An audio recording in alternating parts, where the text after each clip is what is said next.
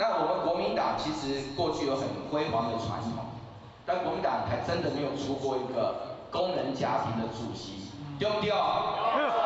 让国民党出一个工人家庭的主席，好不好？为什么我刚刚唱得出黄复兴版的生日快乐歌？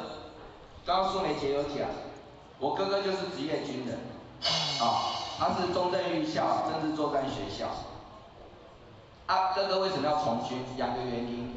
第一个，我哥哥很爱国，他说我要报国，我要去守护我们的国家，你看，一高中的时阵高中毕业，伊就讲要去报国从军很有志气那另外一个，伊就讲出来要散家他去从军，他不用学费。还有零用钱，然后毕业以后有工作，有薪水，可以照顾弟弟妹妹，帮爸爸妈妈分担。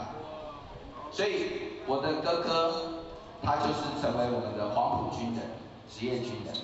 我细汉时阵阿兄有带他们的同学学长来到家里做客，妈妈就会烧菜招待我有一个印象很深刻，我真的对我们的黄埔军人无比的敬仰。你刚刚才是以为安状，有一次哥那时候应该是正在学校回到家然后带着我要去篮球场打篮球。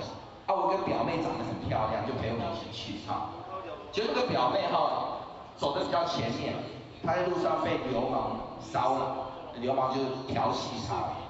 我哥哥跟他的那个同学两个很生气。冲上去，2个打7个人家7个流氓，那2个打过去，把这7个流氓打跑了，高不高？我就想说，国家有救，黄埔军人、革命军人就是这么威猛。为什么我要跟大家讲这一段志强就是出生在我们镇南的家庭。我爸爸做工人之前也当了6年兵，然后我们家是从大城堡迁过来的，所以温家都会挂着2尊那个遗像2个照片，哪2个照片？